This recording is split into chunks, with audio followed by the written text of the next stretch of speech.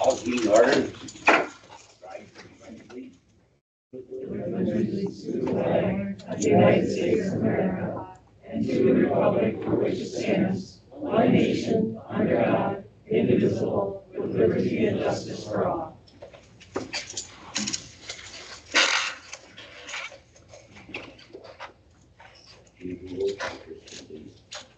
Bauer. Here. Lucien. Here. Hillard. Here. Wolf. Here. Muller. Here. Moretti. Here. Francis. Here. Youngs. Here. Thomas. Here. Hager. Here. Schwartz. Here. Crawl. Here. Hanson. Erickson. Here. Bose. Maybe the kids and none of the kids are here, right? Okay. Can you acknowledge that the meeting is properly posted? I said quiet. Okay, need a motion to approve the agenda. Make motion to approve the agenda. Motion by Roxanne, need a second. Second by Paul Muller, all in favor? Aye. Opposed? Any received any communication? No. Okay, and my communication is the minor on the 27th of July is gonna have like a full-time printing. We're gonna have a full-time, it's called the Waffle-Palooza or something. She sent me in the mail. On Saturday. You know about this, eh? Yes. Did I get it right? Waffle-Palooza? What is that you call? I know, like a Ways bouquet. goose, thank you. Ways I don't know goose, what it's it an old means. time term. Okay, that's all I had. Number 6, my chairman's report. Other than that, I had a meeting with the department heads. Department heads feel that maybe hiring 2 people at this time, they feel that they can do the budget. They feel that they can bring a budget for the finance committee. And the finance committee either approve it or deny it, but I would say that if you do that, you bring the finance committee a good budget. Don't make the finance committee the people that have to do the cutting. You should be able to come to the finance board with a budget that's reasonable. You all agree on that? Most of you are here, that's all we're asking for, is that don't come with a bunch of, it's not a wish list, it's a budget. So the budget will be looked at by the finance committee, and they will decide if there has to be further cuts, or they might ask you questions about why you think you should get this, so much of this on your budget. So be prepared to ask the questions if you so choose. You have to have it, in July, it's occurred in August. They can forecast Yeah, of it. before the end of August, but as soon as you can get them in, give a copy. A couple people have done it already, sent Kristen and I copies, and appreciate that. Some of the budgets are fairly straight. Some of you, 7 minutes was yeah, and some of you said that by working with Roxanne and work for the last 6 to 8 months, you know what they're looking for. So, all I got to say about that. I have a question. Who does the audit? Does the audit? Who's gonna help?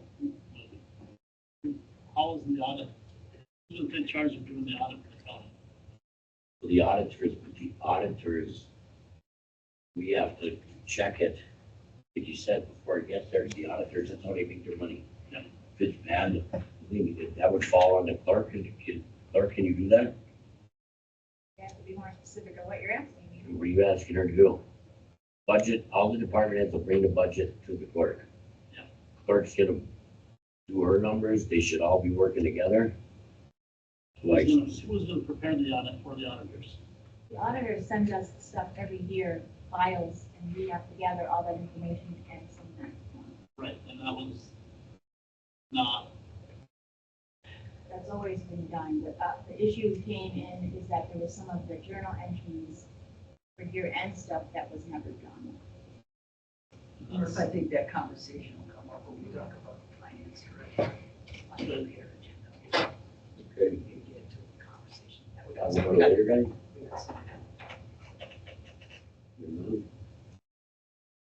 Okay, number 8 is administrative coordinator report, and I guess that's me, or you have a last minute notation, Roxanne? If you, It's me, I don't, yeah. other than the fact that I've been doing it for the last, 10 days, I've been getting some help. He still helps me. I'm not doing it alone. This whole board helps me. So I ask them questions, they answer them if I don't know. That's what I like about this board. See, we're helping each other get through it. Fair enough. Anybody have any public comment? I do. What do you got, Paul? I'm against hiring an administrator to oversee the county employees. We have supervisors who can handle the job. The board should also be involved in disciplinary action. The board has 2 people that did a study. They did a great job and put many hours, volunteer hours in. And I think the board should thank them and try to fix the problems. That's Roxanne and Kurt. They put lots of hours in. I think the board should also wait 6 months before hiring an administrator. Give us time to see if we can do it ourselves. Why waste the money? Also, I see we need a finance director now. We should also wait on this. I don't see no reason for a finance director. We have bookkeeping, we have everything you need. I think our employees are more important than these 2 employees who will cost the county additional $200,000 plus a year. Yes, the board should look for a new insurance company for health care if it's costing that much money. That's my opinion. Thank you, Paul. If we've got public comment, go ahead, Mike. Yeah, number 13, you guys are going to discuss the position of the finance director. Yep. I'd like to hear that information. Would it be possible if I had a question then I could ask it at that point? I don't see any problem with that because there's a few things I gotta say when we get to number 13. And Yeah, it's up to the board, but I don't have a problem with it when we get there. and I don't really know exactly what I want to ask you, but I want to hear the conversation first. Yep. And then if I have something, Fair enough. all right. Anybody else got any Fair public enough. comment? I do. Go ahead. This basically pertains to number 10 with this benefits study. Yep. If this was done as a wage and a benefit study, shouldn't we be looking at comparing the 2 together at the same time? Because maybe the benefit study does look more golden, but yet if the wages are not there, they kind of go hand in hand and would offset each other. The wage part of it, Doug, is he correct? Roxanne? It's almost. Almost done. There were 2 separate studies and they'll go through the benefit portion of it. You can see. But then it's dissecting the benefit piece separately from the wages. So then whatever you guys decide to do with the benefits, Well, we're not deciding anything. I'm not saying tonight, but I'm just saying in general. They have to be taken into total consideration. And when we get both studies, we'll bring them up again, side by side. And I would hope you guys really consider the benefits because that is a perk for employees here. If you do take that, we already struggle to get people to fill positions now. You mess with the benefits too much and we're not going to get anybody to ever apply. Fair enough. Anybody else got any public comment? Okay, having none, number 10, discussion action on the wage benefit study. We're on the, Sandy and Jordan are from Cunningham Butler, so the board hired them, I forgot, early this year or late last year to do a benefit study and a wage study. They're actually 2 separate studies done by 2 different departments inside Cunningham Butler. The first one to get done was the benefit study, and Sandy and Jordan are with us tonight to go over the executive summary that was included in your packet. Go ahead, Sandy. Kurt, do you want me to share my screen with the executive summary, or since they'll have a copy, just want me to talk to it? Sure, go ahead and share it. Okay. Let me share my screen. Rates are here, so I'm whatever. not sure. Oh, there you go. I Yep. can't Can you see it? I cannot see that. It's you. Okay, let's see. Explain what we're looking at. Is that better? Yeah. How's that? Okay, Yes. All right. As Kurt said, my name is Sandy Motz. I'm a benefits consultant with Cottingham and Butler. But prior to joining CMB, I spent over 30 years in public sector HR here in Wisconsin, the last 25 of those with the city of Appleton. And so my goal with Cottingham and Butler is to help public sector here in Wisconsin with their benefit programs. So I'm going to have Jordan introduce himself. Hi, everybody. I'm Jordan McFagan. I've been with CMB for 3 years now, and my role is a business analyst. You can just kind of think of me as a nerd, but in my day-to-day life, I do medical benefits. I help companies set their medical budgets. I help model financial impacts of benefit design changes, and then I also find employers opportunities to save that can both benefit employers and employees. Thanks, Jordan. So Jordan's kind of the brains behind the operation. I'm kind of the strategy person that kind of helps come up with the ideas. And then I asked Jordan to tell me, like, what would this cost and how would this work? So as Kurt said, we were hired to take a look at your benefits just to see, like, where are you in comparison with the benchmark and those that you compete within the marketplace to get employees. So we took a look. The primary focus was your medical plan, but we also looked at your non-medical benefits, like your dental vision, your life insurance. What are you kind of offering employees outside of the medical plan? And then we also looked at your paid time off in comparison. Primarily, our focus was 10 communities that kind of surround you where you're competing for talent. So in the medical plan, really kind of just a high level overview, what we found is that you offer a highly generous health benefits package. It's not all that unusual for public sector to offer more generous, but Iron County's is very generous. So that would mean what employees are paying is low for what they have to pay for premium. You have a very healthy health reimbursement arrangement, which helps employees offset the cost of that deductible, and minimal cost sharing for employees when they seek medical services. However, even though your plan is generous, your current utilization costs are lower than we would expect based on your demographics. And so, with 78 employees roughly on the plan, one employee could drastically change that picture. So one employee getting cancer, a premature baby, any kind of catastrophic plan could really change that utilization that we're seeing currently. So we broke kind of the medical plan down into pieces so we could kind of highlight for you what are the pieces that we observed. And that first piece would be plan design. So the plan design, what are the deductible levels? What are the out-of-pocket levels? How much does an employee have to pay when they seek care? And the first thing that really jumped out at us as being pretty atypical and unusual is that you have the same level deductible for in and out of network services. And so I was curious about that because most carriers will require you to have a differential between in and out of network. Typically, the out of network is going to be 2 times the level of the in network. The reason for that is that the carrier has contracts with those in-network providers, which gives a better price when services are sought from those in-network providers versus out of network. So Iron County actually has a very old grandfathered plan design that allows that in and out of network level to be the same. It isn't causing financial burden to you right now because you don't have much in the way of out of network utilization, but nothing would prevent an employee from going out of network. And especially if it were a higher cost claimant, that could quickly change the picture.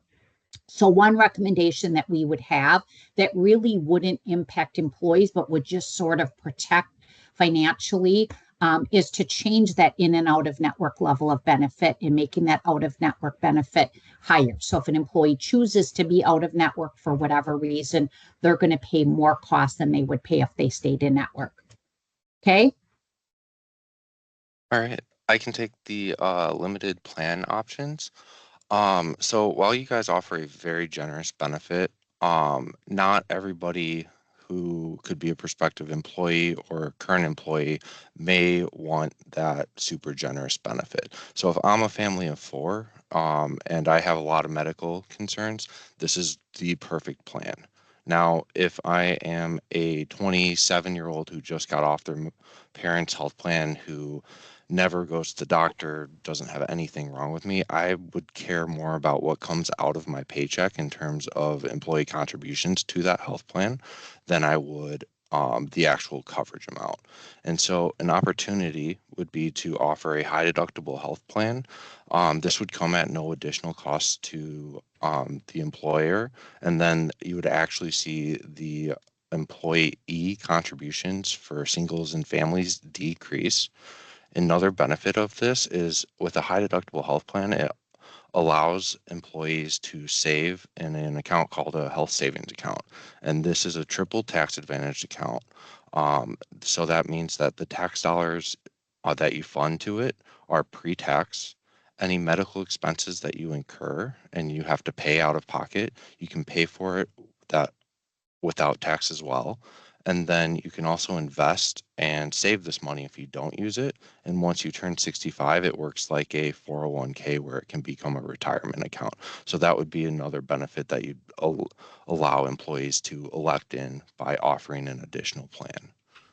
And Jordan, if I could just interject, so it would be giving employees choice. It wouldn't be only offering a high deductible. It would be offering that as an alternative. So employees could pick between the current plan design or that higher deductible plan design.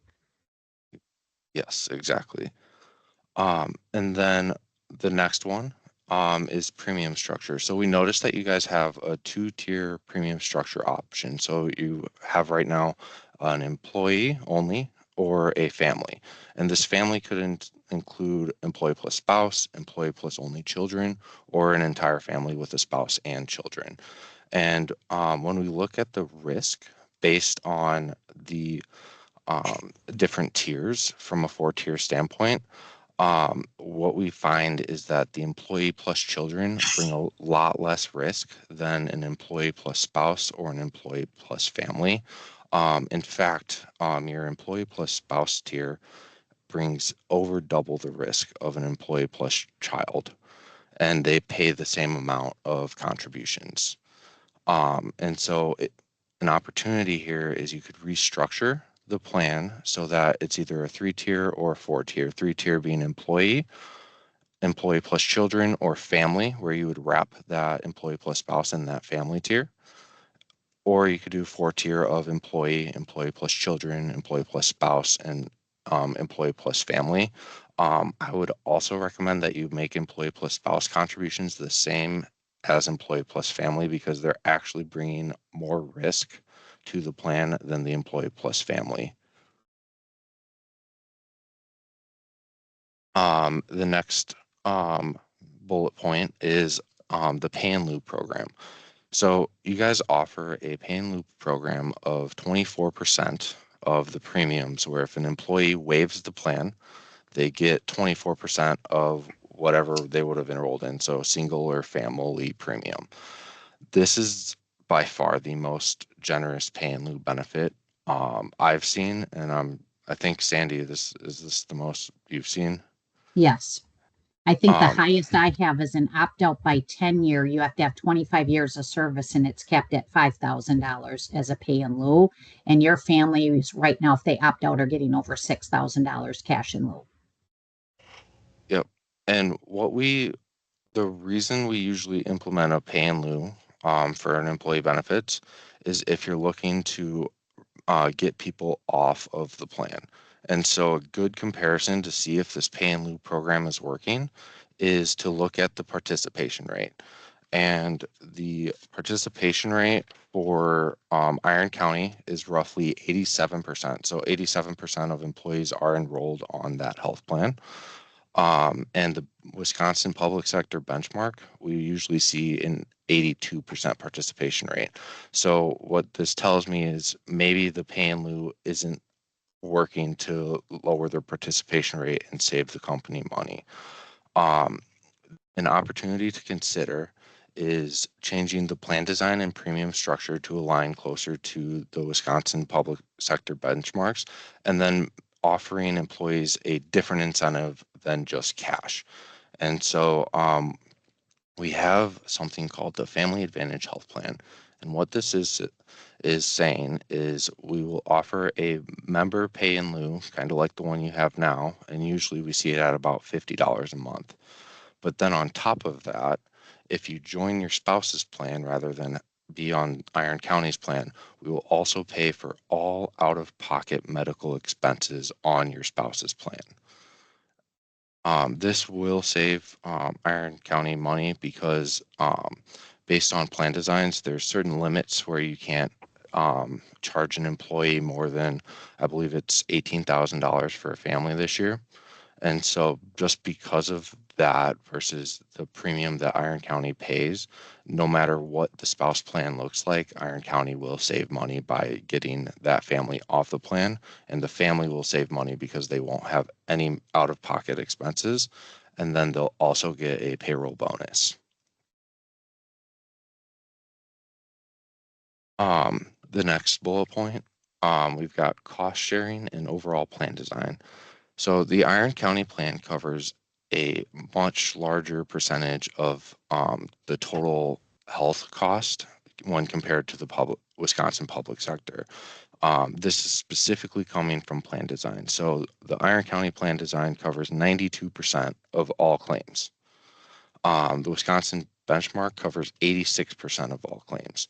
This extra coverage that you're offering is costing Iron County an additional $165,000 in expenses.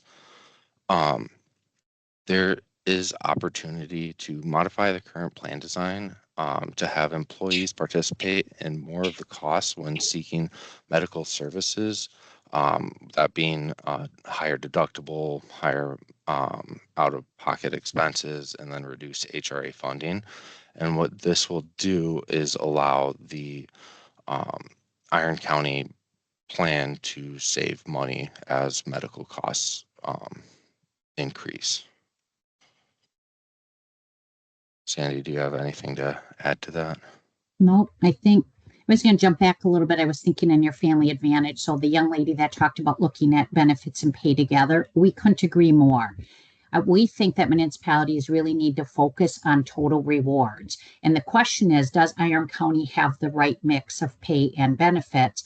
And so maybe changing some of the benefits frees up money that you can put towards pay for employees. And one of the things that I love about the family advantage that Jordan talked about is it's one of those solutions that's a win-win. It's a solution that helps the employer save money, but it's also a solution that helps an employee save money. And the way we do our consulting is we don't like to make recommendations just to cost shift to employees and balance the budget on the backs of employees. I told you I had a 30-year human resources public sector career.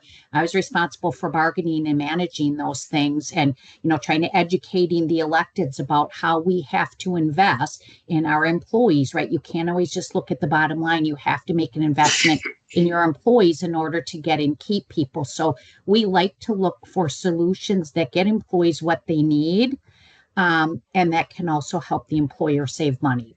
So I think all the things that we're talking about on the medical aren't like drastically stripping the plan, doing some things.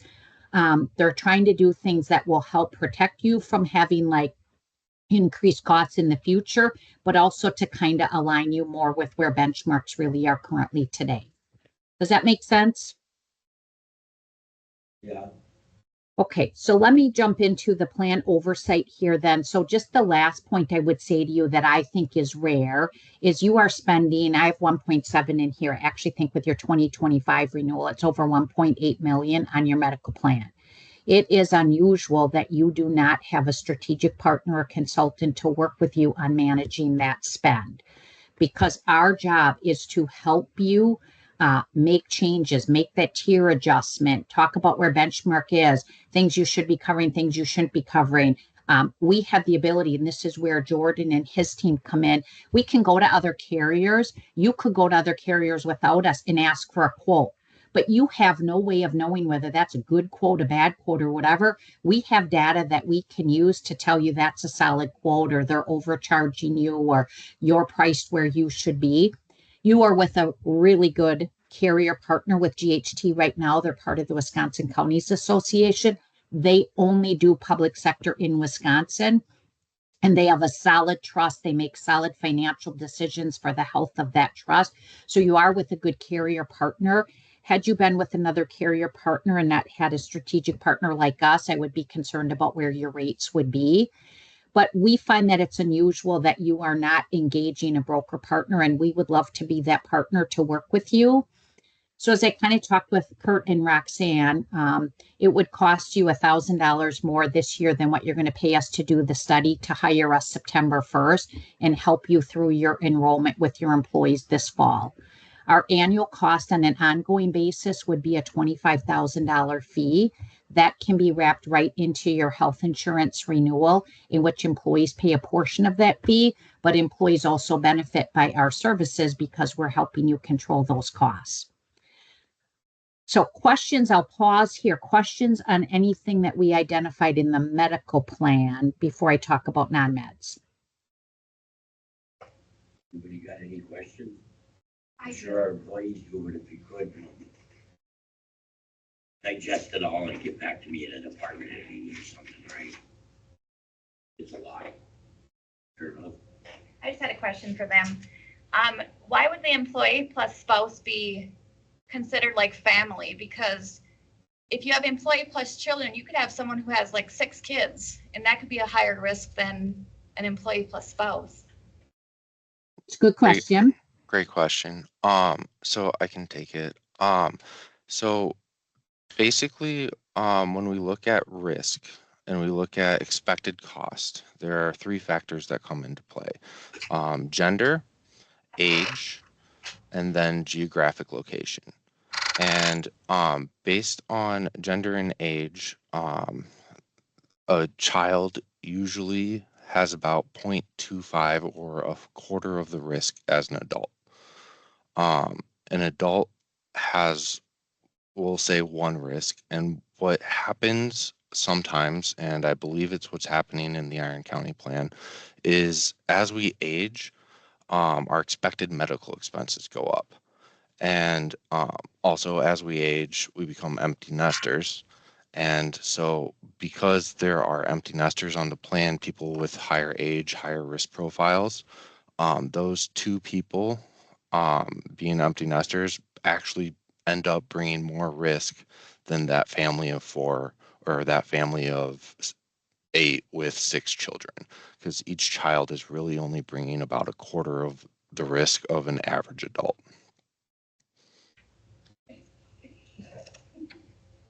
Does that answer your question? Yeah, thank you. Anybody? All right. I'll move on to the non-medical benefits and we can come back to this. So the non-medical benefits really are your dental, your vision, life insurance. You offer some short-term disability, some accident, some AFLAC coverages.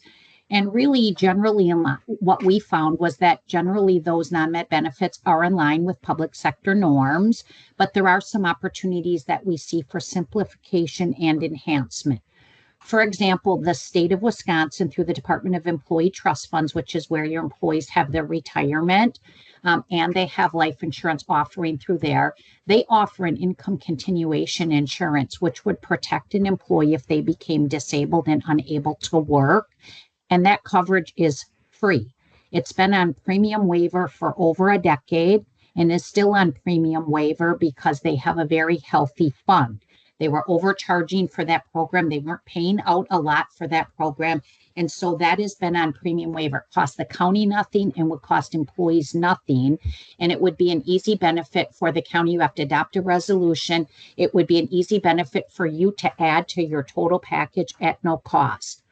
The state has committed that if they think it's going to come off premium waiver, they will give enough advance notice that an employer could reassess whether they wanted to be in that program or look at other disability options. But that income continuation is designed for if an employee is disabled from doing their own job for the first 12 months, they would have protection. After the first 12 months, if the employee is disabled from doing any gainful employment, they would be eligible for the disability. So pretty high standard. And normally we see this with, like, say, police and fire. It's a pretty high physical fitness level in order to do their job. So they might be disabled from doing their job, but there are a lot of other jobs that they could do. After the first 12 months, then they might not be eligible. There's a pregnancy benefit. So if you're hiring a new employee who hasn't accumulated a lot of sick or paid time off yet, and they're going to have a baby, there's a 30-day elimination period. So the first 4 weeks would be either unpaid or the employee would use their benefits, and then that would pay after that for 2 or 4 weeks, depending upon the period of disability from the pregnancy. So again, something that you could easily add to enhance and round out that non-med benefit with no cost to the county or the employees. Your dental insurance, you currently offer 2 dental plans. One is through like Aflac and one is through just regular Delta. And so that may cause some confusion for employees, like which plan should I take and which one's better. And we didn't really get into analyzing the details of that, but our recommendation would be that you consolidate that and just streamline the administration for the dental plan. Your vision plan is in line with benchmark, but we do notice that you have a framed frequency cycle of 12 months. We typically see 24 months. Most people do not buy frames every year. Just changing that frame frequency from 12 to 24 months could reduce your premium. So employees are paying for that benefit. It could help employees save some money. But overall, when I look at your voluntary benefits, one of the opportunities that we're missing is to consolidate all of them and work with one carrier. So your Aflac lines are individual rated policies, right? Versus if you offer group voluntary benefits, you are going to get a better value benefit for your employees, and employees would pay less for those lines of coverage. Now, I will tell you that we run into this a lot. There are some municipalities that have a long-standing relationship with their Aflac rep. If that's the case and you're comfortable with your Aflac rep, that's okay. But if there's not a long-standing relationship there and you're all about wanting to get the best value for employees, we could do group voluntary benefits that could probably streamline that and provide a better value at a better price for your employees. The other thing with consolidating with one carrier is they oftentimes will provide technology credits for you to have an online benefit administration system that can save your staff time. It can avoid errors, manual entry errors, and you can then have a system where employees go in and log in and make their selections. And the reason they give you tech credits for that is it saves them administrative time. And they also typically get better enrollment, because if you make it easy for employees to enroll versus filling out form after form after form, more employees are typically going to buy their products. So questions on the non-medical lines of coverage? Sandy, you haven't been scrolling the document. So Oh, I'm sorry. Thank you. Thank you. All right. Let me get down to non-meds here. All right. There you go. So then really you'll see I have a very short blurb on your paid time off. So typically what we see and what we saw with your comparables around you is you have some that offer what we call a traditional leave system, which is what you have. It's where employees have vacation, sick time, and holiday pay. Some municipalities have transitioned to what's called a PTO system. That's where they just lump all the pay together, call it paid time off, and the employees don't have to designate it as sick, vacation, or holiday.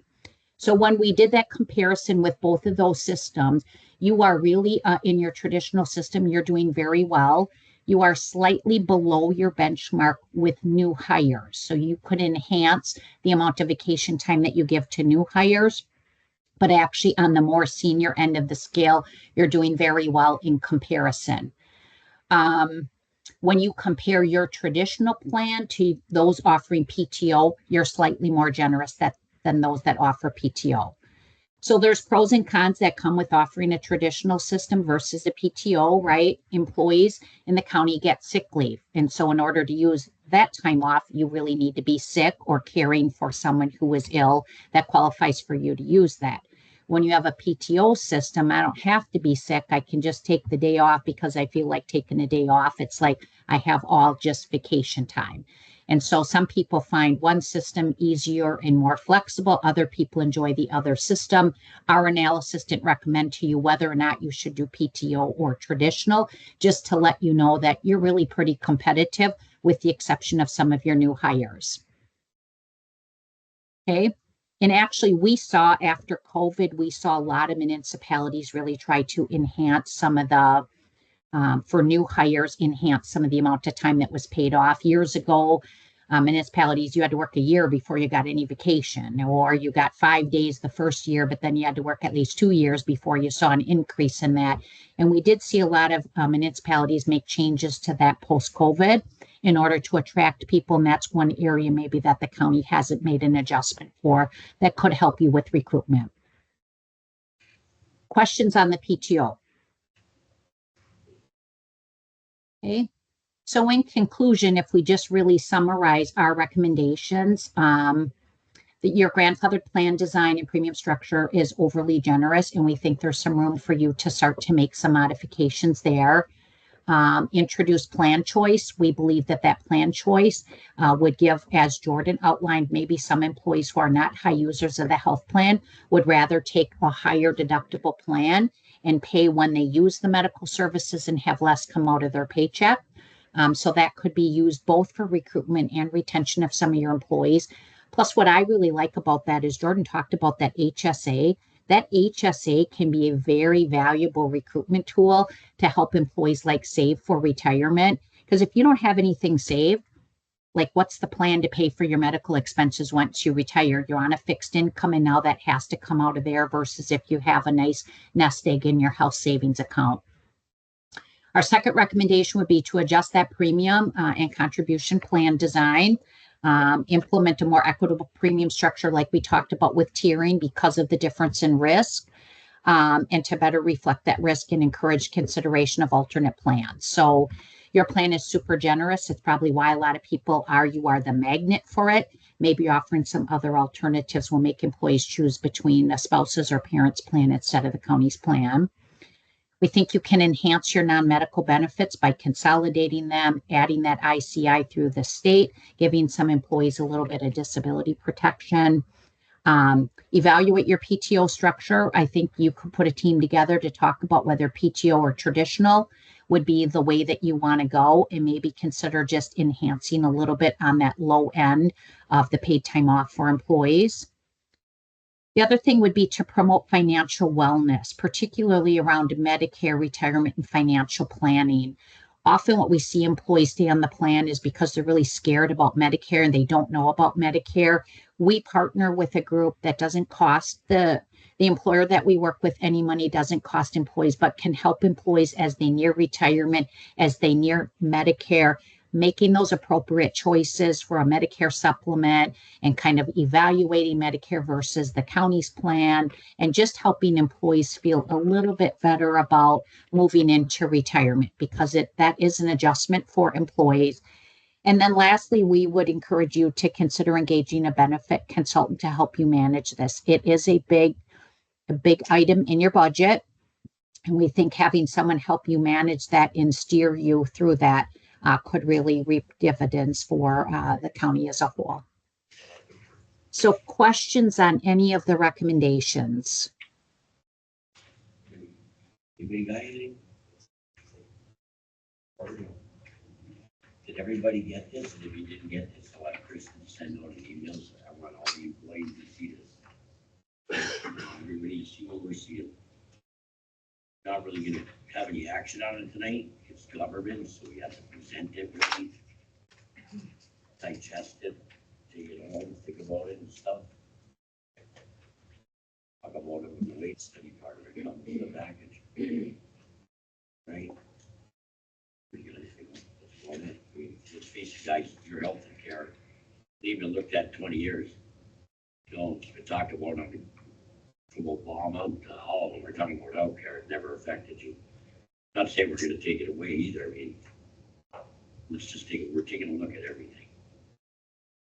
Fair enough. If you have stuff, bring it to the department head meeting. Let me know what you really think. You gotta understand too, though, that is one of the primary things we use to attract employees. You are correct. Whether we pull them from Spiders Hospital because we have better insurance, not necessarily better wages, but with insurance. I pulled deputies from across parts of the state due to, again, this area doesn't offer a hell of a lot of people. I mean, we have outdoors, we have recreational things, if you're an outdoor person, it's great, but, you know, as far as shopping and different things, we have a hard time attracting people up to the Northwoods of state. And honestly, insurance is one of the things that we use as a recruiting tool. And just for all of you, I mean, I have no part against it or nothing, yeah. And by the sound of it, like he said, they don't want to come up here, but you people are healthy. It's the first thing he said. You are healthy employees. Some of these are additions, though. Yeah, I mean, it sounds like all of you are thinking this is takeaways and reductions. And I don't see it like that, right? No, I don't think okay. we're just looking at No, it. I wasn't meaning that either. Okay. I just, please keep that in mind, that Yeah. we do have a health insurance that's decent, and we do use it as a recruiting tool or try to get people to come for positions in the Fayette County. And I see these as several items on here that could help with that recruitment, like adding long-term disability. When I first started here, I couldn't believe that it wasn't a benefit here. And, you know, just several of these, having more categories so you spread the risk more appropriately, I think would help you recruit people, because then they're paying the premium that corresponds to what their risk level is. Having an HSA, a high deductible health plan, and having that option for the people who better fit that seems to be a really wise choice. So many of these I view as things that should help your recruitment. Okay, go ahead. Okay, so I would just ask that when you start looking at this, you would look at employees. Like an ad hoc committee or something? Yeah. I want to hear from all of you, yeah. Right, and then the doubling of the OLIP network. Now, I've never really looked at how broad our network is. I mean, United Healthcare is a pretty big network, but you have to remember that we don't have a lot of really high-need providers up here. So when looking at that piece of it, just make sure that if somebody has to go to Minneapolis or Madison or something like that, that there are some network providers in those areas. We don't have that level of care up here. From experience, the vast majority of them are covered by the United. Okay. And like I said, I've never, thankfully, not had looked, right, we haven't had to look for that. Hey.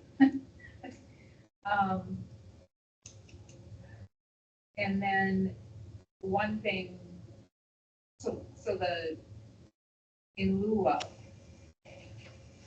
if nobody jumps off the plan, we are spending more, not saving more. So I guess that would be another thing to look at is that's a savings if somebody jumps off the plan, but it's going to cost us, and it could cost you, you know, considerable if somebody has a lot of out-of-pocket costs. And then the only other thing I have is she mentioned financial wellness, but what about physical wellness? We should have some programs that focus on employee physical wellness. We used to have some kind of contest things through the health department. No, we're gonna have Or a through we're our having insurance. kickball. That's gonna hurt you more than it's gonna help. Yeah. Good. But anyway, those are Yeah, just we used to have a treadmill that no one used in the highway department. I mean, yeah, we've had those plans out here before, and you gotta get people to actually use it too. But there were other contest things, through our group health insurance group, whatever. I'm all for that. That kind of incentivized just physical activity.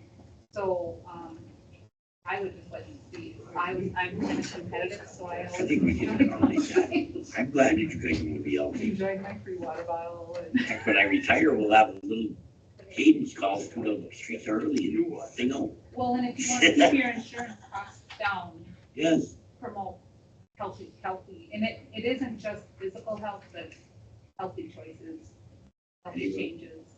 anybody else want to talk? Got anything to say? But yeah, save it for the department head to get all of it. I know it's a lot to take in 45 minutes of what they just told us. Like you said, we're not holding nothing against you, we're just looking at everything. This has never been looked at. But I'm not used to that, those meetings, so I want to. I want to thank them. I want to thank you for doing this for us, this part of the study for us. I think it was eye-opening to the employees as well as to the supervisors. Anybody have any questions for them? Great. If none, you don't have to hang on and listen to the rest of it. All right. All right. Well, I told Kurt I know this was a lot, and I personally need what I call soap time. So if you need to like read this, think about it, and you need us to come back and answer some additional questions that you think of after we leave, we're more than happy to do that. Thank you very much. Thank you, guys. Thanks, everybody. Enjoy your evening. Okay, so we're not really we had a discussion, we taking no action. Running really soap, she's right, let's soak that in, right? Okay, number 11 is discussion and action on additional Iron County Corporation Council. I kind of brought this on because I was talking to him. Doug Musket does a great job, great human services, knows it's his forte. Some of the stuff we're asking Doug to do, he's not a governmental lawyer. Okay, it's Clark and Clark, he is, I've been talking to him. He seems like a good guy. We just need him when we it's not like we need him all the time when we have stuff. Me be in your chair, I might need him more than you. Sometimes I do something, maybe be off the wall, and he might have to help me stay out of jail. Because he knows county law. He does Ashland, he does Bayfield, he's smart. Roxanne, Shannon had a chat with him. I think he'd be good for us. Nothing wrong with Doug. He's just an additional one that understands some of the governmental stuff that Doug doesn't. And then Doug's still gonna work for us. He's still gonna be upstairs. Does a hell of a job up there, doesn't he, Dan? It's very good up there. This is just somebody else's forte in case we don't. $4 an hour, well, he makes too much. Yeah, but that's cheap. Go ahead, Roxanne. One of the other things I wanted to add is that when Doug is conflicted out of a case up in, child support or human services, then we have an attorney who can fill in.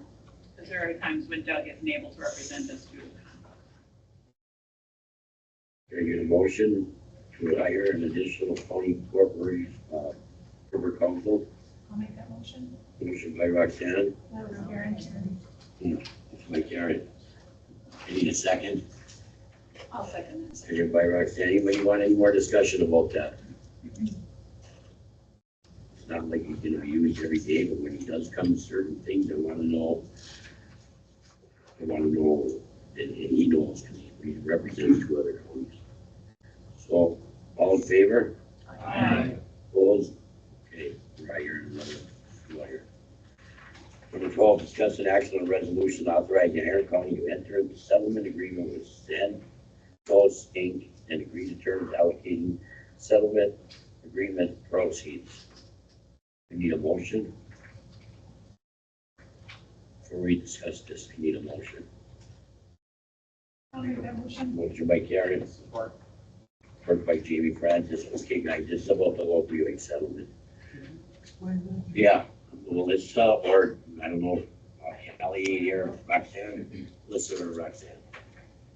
Basically, this is another one of the vendors that is having to pay. So Sandoz is a drug vendor, just like Walgreens and some of the other ones that we've gotten before. So this is just another one in a series of opioid settlements, and we'll get a chunk of dollars for it.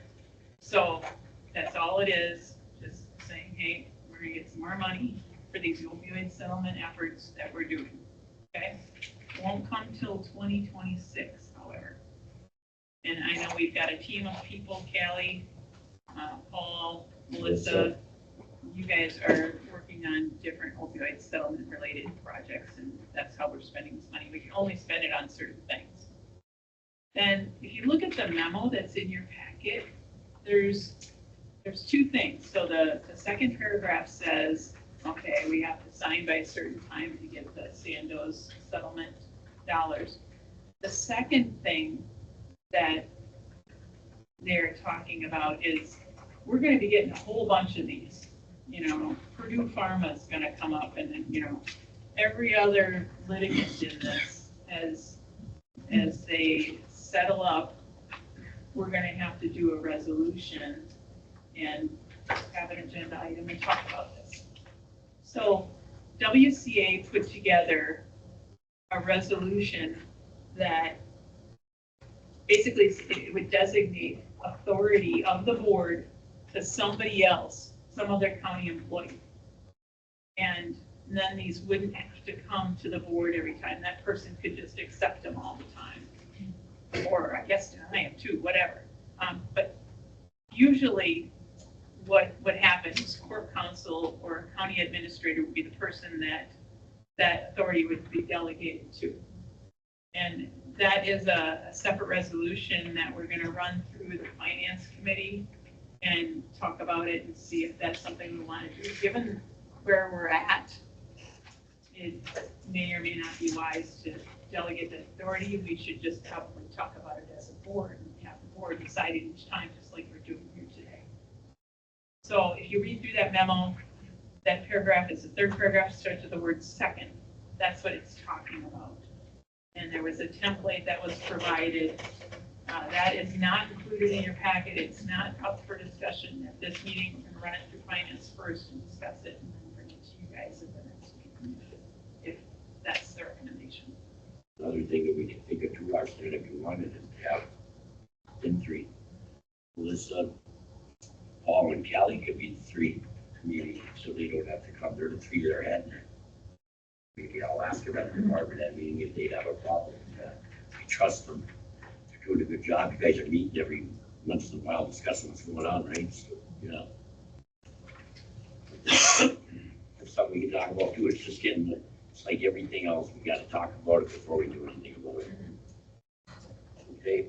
So we have a motion and we had a second. We don't really act on it, do we, Roxanne? I think, yeah, we have to. Okay. All in favor? Aye. Opposed? Okay, motion carried. Okay. Okay, discuss an action on resolution approving and advertising of the position of the finance director. This got a little bit, Kirk's got a little bit to say, but just to dumb it down for everybody and the way I did it. We talked about it last Tuesday when we were interviewing people at the finance meeting. It came up. Like everything else, it's government. You have to bring it up, you have to present it, then you have to talk about it, and you have to bring it from the board. Everybody discuss it. This kind of got chunked. We're not advertising for one yet, but we had to present it. So, Kurt presented it. All right. I would start by saying, I heard Paul's comments in the public comment period, and I think my position is the opposite. My strong personal preference is that the county hire both a finance director and a county manager, and at the same time create a formal department of administration within the county that would oversee accounting, finance, IT, building maintenance, and other administrative functions in accordance with 5919 of the statute. Almost all counties have gone to this type of structure over the years. As Roxanne stated in her interim admin coordinator reports, the job she volunteered to take for 6 months is far more than a 40-hour-a-week job. From my own work and time commitment the last 2+ years, I agree with her assessment. I realize that hiring both the finance director and a county manager is a lot to take in. There are some who say, why can't the county just continue to run finance and accounting through the clerk's office? Why can't the county manage its operations like we have in the past? Why can't Roxanne or Kurt just keep doing what they're doing so we don't have to hire anyone? Why not go slow and hire one position, or why not wait 6 months before we do anything? It would be far easier for me, and frankly, my life would be much simpler if I just sat on my hands as a board member and looked the other way at outdated systems and processes, pretended there weren't duplication or inefficiencies, or ignore the fact that we need to start planning for some retirements that will likely happen in the next few years. And leadership comes with a heavy burden. But I wouldn't be doing my job as a board member if I didn't sit down and give my honest assessment and make recommendations based on my past experiences. And I believe Roxanne's doing the same thing. I think that probably 95% of what the county does is largely very, very good. 5% of an $18 million budget is $900,000. And there's a mix inside our workforce that creates a skill gap on the finance and administrative side. And that's why I believe we need to make a tweak to that mix. I imagine the Iron County budget process for many years pretty much simply took care of itself. And frankly, if stumpage dollars were $2.1 million in 2025 instead of 1.4 million, I'd be singing a much different song. Working on the budget, frankly, would probably be a breeze. The fact that the stumpage market has entered a soft phase, the county has seen a significant decline in stumpage revenues over the past years, and it's unlikely that we're going to get back up to the $2 million number anytime in the near future. At the same time, I don't think we can ignore the fact that the county's long-term cash has declined. There was 5.7 million in the general fund in the 2015 treasurer's report. Around 2019, the county received a one-time influx of 2.2 million from Enbridge for easement right away. There was a flush of COVID dollars that enhanced the county's financial picture for a few years. Yet at December 2023, the general fund reported by the treasurer had less than $3 million, a decline of several $1 million over that time period. There was a point in time when Clara told Murph that the county had 18 months of cash left. Actually, we turned that around last year. I think because of the decline in the stumpage revenue and the decline in the general fund cash, and the pending concerns related to the debt levy limitations,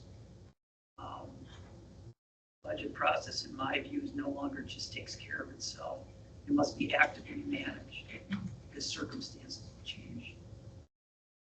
I believe hiring the finance director will help provide us the information, data, and direction needed to address the county's long-term financial picture.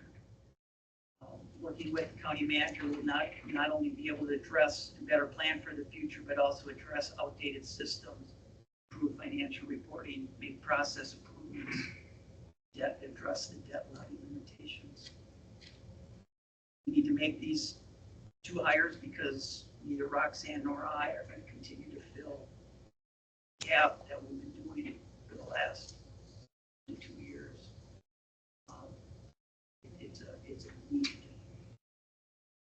I think for budgeting purposes, we're going to have a conversation at the meeting at the end of the month. We'll go into closed session and talk about how it may or may not affect personnel. And then my hope would be to come out of closed session and vote on whether we should advertise and hire a finance director.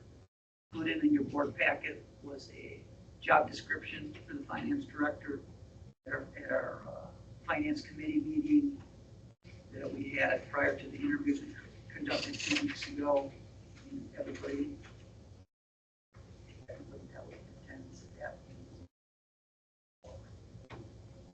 So it's certainly a different view than what Paul provided, but it's really my summary of what I think we're at after 2 years of working on it. Hey, board, is there two very different, vastly ideas? Okay, and I want to know what everybody else thinks, but I don't want to do it in public, all right? I think we should all sit down as a board, shut the door, figure it out, right? So I don't think we should act on this at all right now. Okay, let's soak it all in, think about it. Next month, I wanted to have the board at the fair. If we're gonna have to go into closed session and talk about this, we can't have it at the fairgrounds. We gotta do this. So that kind of sucks, but it's the right thing to do. We can talk about it, we can see what everybody else thinks. Fair enough.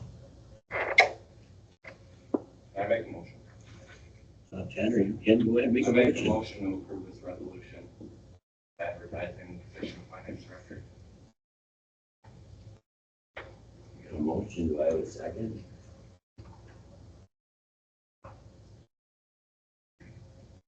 Second. Second. The resolution. Yeah, so we're gonna discuss this, so now we're gonna have a discussion. Do you guys wanna act on this now, or do you wanna wait until next month? But now there's a resolution in the second on the floor, so I gotta say aye or nay. Right? And now we can talk about it. And now we can talk about it, so go ahead and talk.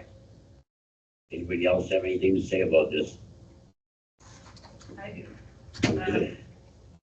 I want to reiterate what what Kurt said, that, you know, even if I, as a CPA and an attorney, would have taken this position, I think we still end up having to hire a finance director down the road, because I wouldn't have been able to do all of what Kurt and I have been doing for the last year and a half. And I will say, you know, there was a lot of training that I did with people during this time. I worked a lot, you know, with several of you that are here in this room. And I think there was progress made, especially with processes. There were things that were made more efficient. We started looking into new systems. There were a number of projects that we got going. And that's that whole transition list that I talked about last month. And I left everyone with a list of, hey, here's the projects that you guys helped get started. So I think it still would have to be two positions. The skills gaps are there.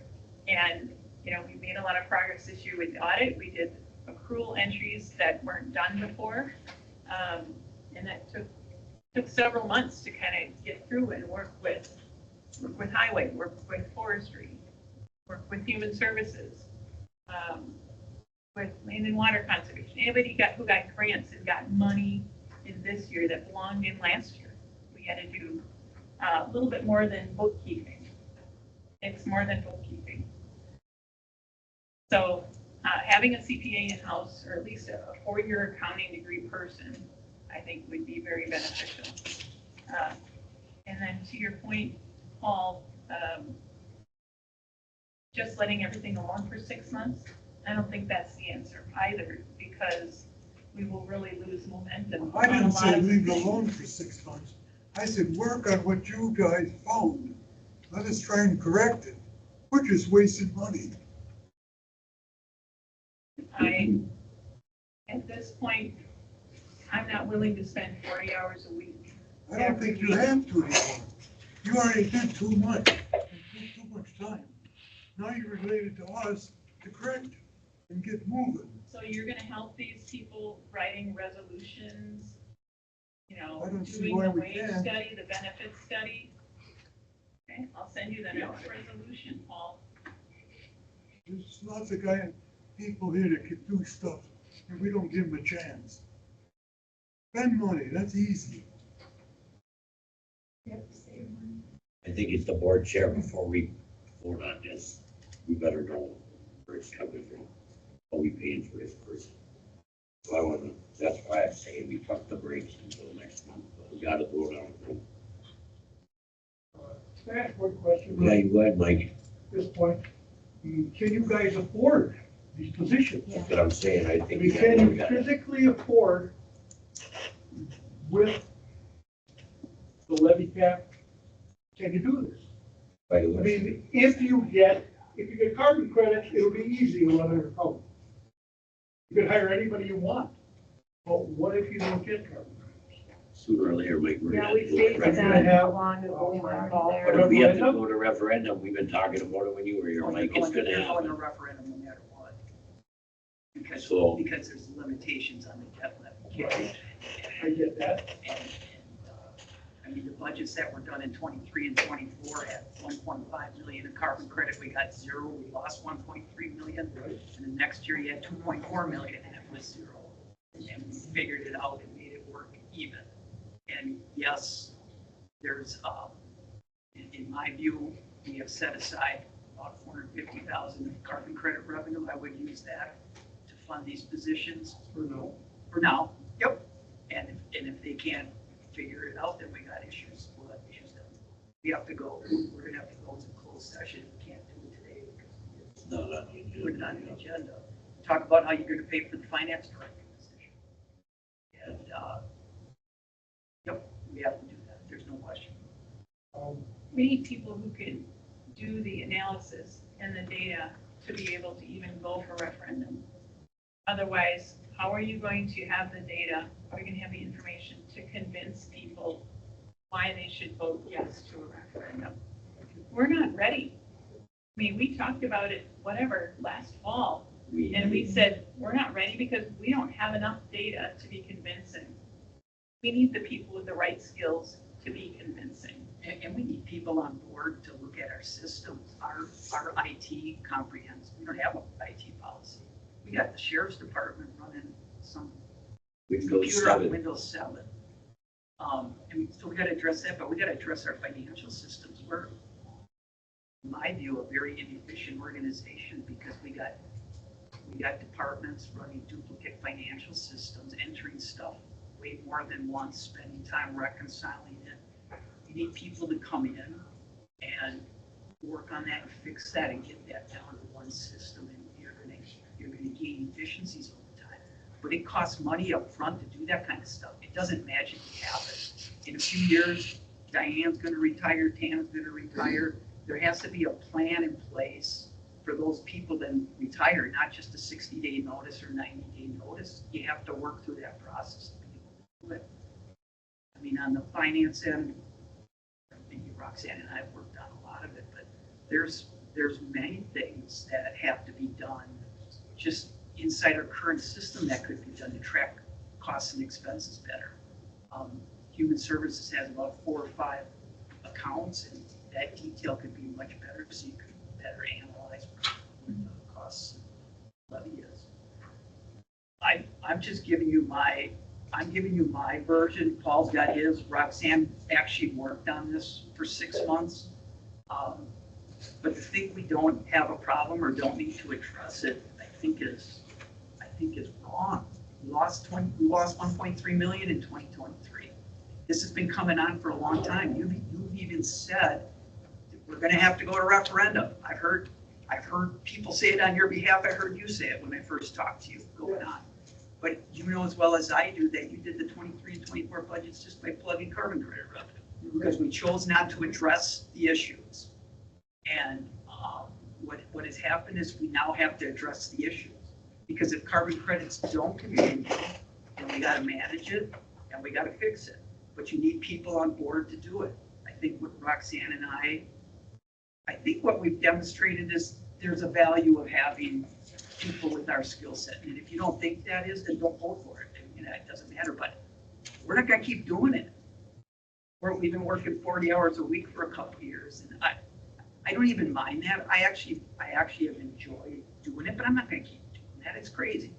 You have to have, it's a terrible structure to have for your county to not have continuity and longevity on how that problem is solved. And to be relying on us to do it, we might get voted out next election. Who knows? We might not even be around. I understand what you guys are saying and what you're trying to do. I totally get that. I do. The only thing scares me about a referendum is a lot of people in our county think that the employees got the best jobs, the best health insurance, the state retirement. Are those people, are they going to give us more money? That's what scares me. Sure. You can explain it how you have to explain it so they understand why you're asking. I get that.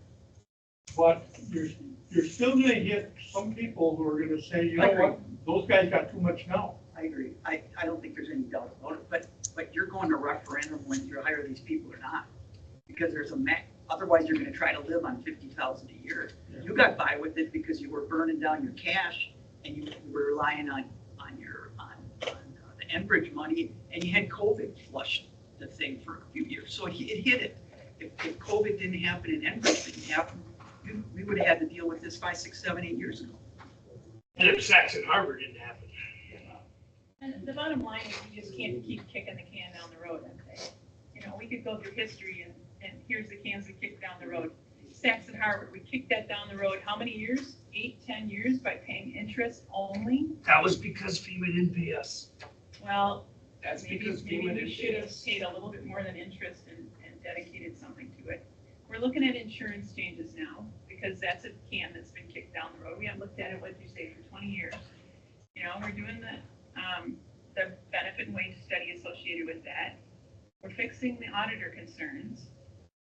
And we need to be thinking about not if we're going to do a referendum, or when we're going to do a referendum. And before we do that, we need to have good data, good information. We need to have, you know, just like you were saying, we need to educate the public on what are we doing so they don't have the perception that you're talking about? We don't want them to have a negative perception of county employees or county board supervisors for that matter.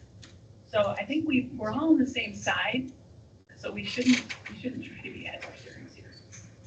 The motion on the floor is to approve the advertising for the position of the financial director. Do you think by hiring two people, $100,000, let's say a piece, it's gonna have to, the public pass a referendum? If they can provide information that will show the public how the budget can be balanced, and, you know, if there's some things like you were talking about, some 5% of things that we need to change the mix. That's what I wanted to hear. You already know that, 90%. So why can't you explain it to the board and we do it? I ain't doing it, Paul. I'm a mechanic. I'm not a CPA. I'm not neither. We So gotta work what makes you together. think I'm gonna step in and help fix this problem? It's not my specialty. It's theirs. That's why they did it for 2 years, Paul. No, they're not doing it. We shouldn't expect them to do it. So we need to hire somebody that can help us get out of this mess. I don't know how you can keep spending money you don't have. Then you can just keep kicking the can down the road, as I You know, said. we're paying how And much? that part of it, I will agree with Paul. 4% interest at Saxon Harbor for how many years? But before we vote on this, we should figure out where the money's coming from. All I'm saying. If we should talk. We can vote on it now, up or down, but I think we're doing it. Yeah, finance committee can set that. Yeah. We can approve the finance committee to do that. Figure out where the money's coming from. I think that's a board call. I think we all should sit down. We can't just lay that on the finance. What do you, I don't think that's something we should lay on 5 people. It should be a board decision. Where's this money coming from? Everybody should have a thought. Maybe somebody's thinking of something that the other one You're didn't. right. Probably more than 5, you're right. Yeah. Well, anybody else got anything, yeah?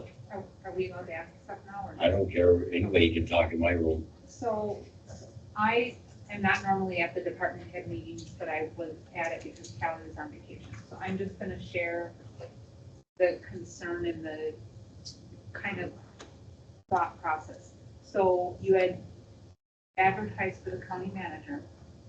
And although the job description and the ad did say CPA preferred, every meeting we attended, it was, you wanted somebody with a CPA or a degree in accounting with strong administrative accounting skills. So there were people that heard that and didn't apply because that was the expectation. And now it from what I understand is you had like CPAs that applied but didn't want anything to do with the rest of it. And then you had other people apply that could not fulfill the CPA. We never had no CPA apply. We had CPAs tell us. Or Tell maybe us, that's I what it would was. never Okay. apply for that, Okay. because that's- I ain't a maybe that's what it babysitter. was. I misunderstood, I'm sorry. So anyway, all of a sudden, there's this new job description out there, and what is the county manager gonna do that was at one time expected of that position?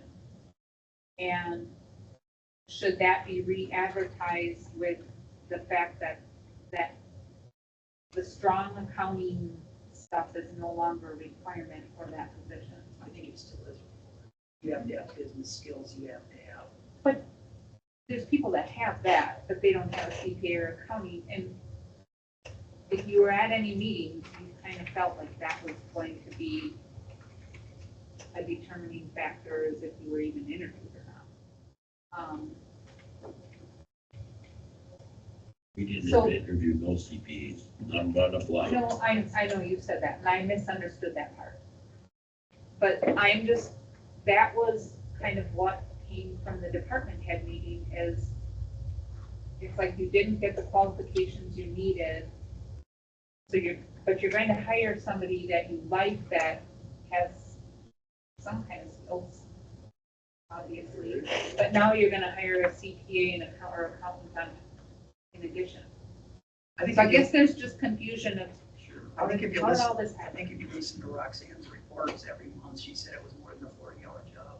And I couldn't agree more. Well, And I think even if she had been hired as it, we'd be still going through the I same agree process. with that, with everything that you guys went through and brought to the top.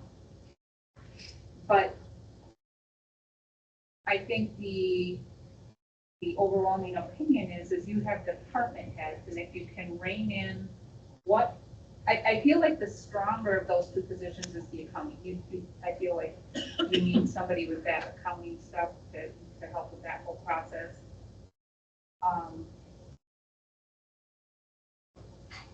And then some of the other stuff that was in that job description could go to some of the departments and department heads, the HR stuff, the resolution, stuff like that, with oversight provided by that position. So that's just, it was the feeling at the department head meeting, that's kind of where I'm coming from, and now I'd like to hear the differences and how it was all changed to. And I am speaking as a taxpayer and a resident of Iron County, so let's just separate that from me as an employee too. Not sure what the question is. Well, we went from one position and it felt like you didn't find the right candidate to fill all the requirements of that position, so now we created a second position. And the department heads are like, well, we could never do that. Are we carving this out of the other positions? And that was, actually, it all kind of happened at the same time, and it looks like it's happened because the candidate isn't a CPA, or we didn't get any candidates that were CPAs. But as I got near the 4th and 5th and 6th month, I was realizing, especially with the revolving door of HR issues as well, I think there's 3 components to the job, and I stated this several times. There's a management component, an HR component, management leadership is kind of the first component, HR component, and a finance component. So those 3 are almost a third of each, but there were weeks I was devoting my weekends to this stuff as well. And those of you who got emails or talked to me on weekends, I think you were one of them, realize that. Or those of you that had HR issues that I was dealing with, or handbook issues, or Kristen, the resolutions that I was doing as we were getting to more of a resolution base, including just the resolutions for this meeting, still being done. And then the other thing, I thought of this as well, let's flip to the other side. If we just hire out consultants to do what needs to be done here, whether it's government solutions, or you send more to corp counsel to do the resolutions, you're gonna end up paying far more. You know, at 150 or 200 grand an hour, times a year's worth of work. I mean, just add it up in your mind. The government solutions, their rate's 150 an hour as well, roughly. So if you hire one of them full-time, you're looking at 300 grand. So it just seemed better. You know, the idea came about somewhere in the May timeframe as we were recruiting, like, hey, really, this person needs a finance director. I mean, that finance director could be one of you. Well, You know, apply for my it. main concern is the county manager could be one of us. But it feels like that decision's already been made, where I couldn't be a finance director because I don't have the CPA, I don't have an accounting degree. I mean, I can learn things, but I would depend on my team. You had to go through some of that stuff. It's the other side of it that I feel like if you're backing off on the requirements and you're gonna bring in a finance director, maybe give it one more go around and see if there's other people that would be interested in that position. Your concern is hiring from within.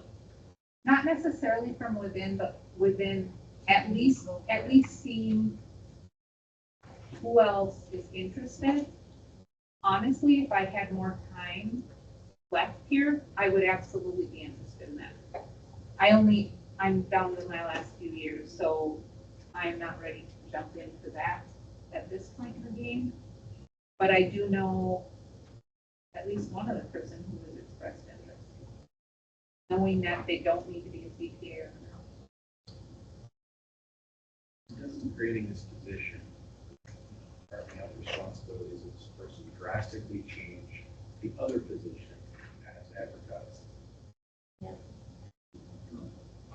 I would argue against that. I mean, that other person still has to have a financial. I'm not saying you don't have to have it, but I mean, you know, this and the other one both say, for instance, we keep talking CPA, and both of you say it's CPA preferred. I talked to the lawyer, he said just by that word, you don't have to repost it, it's. Sure. But do we want a CPA? I think you want somebody with at least a 4-year, but now it's 5 years to get an accounting degree. Preferred. Why don't we require I a don't CPA for this one? Some people have the experience after 10, 15 years that they'll have a degree. That critical.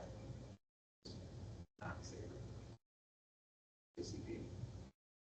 Do we not get a person? Do we not get a CPA for this one either? I don't know, we didn't post it. Right, but your opinion. Yeah.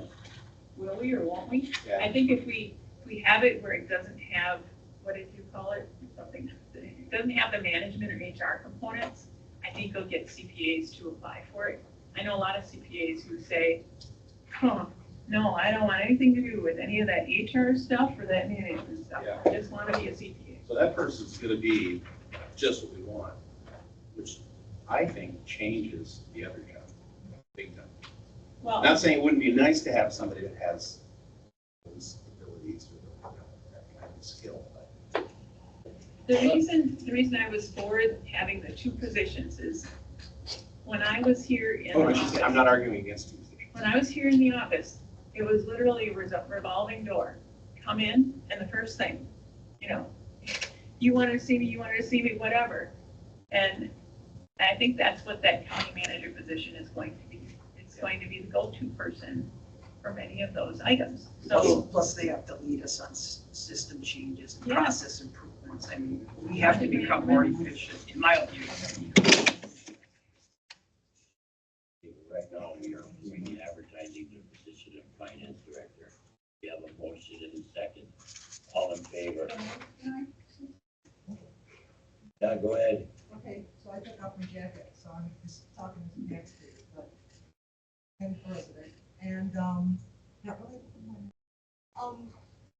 You advertised for a position to get it out into the public, and so people could see this, so you could see a pool of people see the position you were advertising for, the county manager. Now that's changed. You want to change that job and pull out the finance one.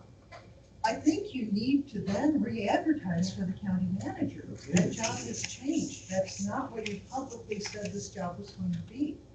I really think you need to have another go-around, but that's just my, so. We approve the advertising position of finance director. I have a motion in a second. All in favor? Aye. Opposed? No. you're gonna have to do a roll call. You're gonna have to do a roll Roll call. call it. Roll call. Lauer? Yes. Luchin? Yes. Hiller? Yes. Wolf? Yes. Muller? No. Moretti? Yes. Francis? Yes. Jones? I gotta vote no because we don't know, we ain't discussed how we're paying for it. Thomas? No. Hager? No. Schwartz? No. Frau? Yes. Hanson? Erickson? No.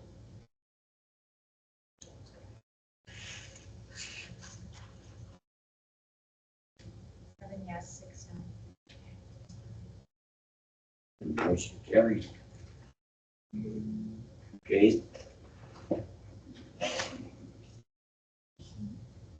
Number 14, we need a motion to go into closed session for Wisconsin state statute considering employment, promotion, compensation, or performance evaluation data or any public employee of a body as jurisdiction. Need a motion motion to go into closed session. All made the motion, second. Need a second. But We ready? Are we ready, press? Okay, we went into closed session, we talked about some candidates, we came out with a number, with a guy, I need a motion for Iron County to hire Jay Sween as our new Iron County manager. I need a motion.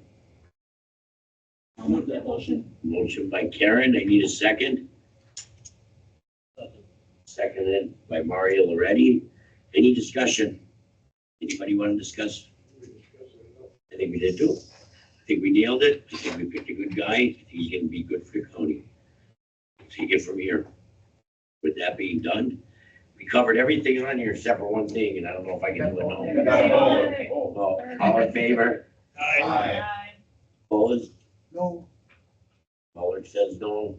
All says aye. Do we have to do a roll call on this? We do, everybody says, yeah, no. There's no money involved right now, right? There is. I think we should do. Roll call vote. We can roll call now, it won't hurt it. Carl, yes. Karen, Yes. Roxanne, Yes. Tanner, Yes. Kurt, Yes. Youngs, yes. no. Pollard, no. Mario, Yes. Jamie, Yes. Bill, Roy, Yes. Huggy, Scotty. Yes. Okay, that's done. The only other thing I didn't do, and I should have did it, and I forgot about doing it, I don't know if I can't get in trouble for this, is I'm putting Mario on the finance committee. Anybody have a problem with that? Mario sat in on these interviews, he did a great job, he brings HR experience, and he brings insurance stuff to the table. And make it 6, I'd be the 7th vote, I'm an actual factor in meetings, so I can break it, there's any tie. I don't think there's been a tie in finance committee since 1962. So I don't think it's really gonna matter. Does anybody have a problem with putting Mario on it? You got my blessing. Okay, Are you gonna let him talk or? go ahead. Mario, welcome aboard. You're welcome aboard and you can talk. I forgot. Covering everything on this agenda.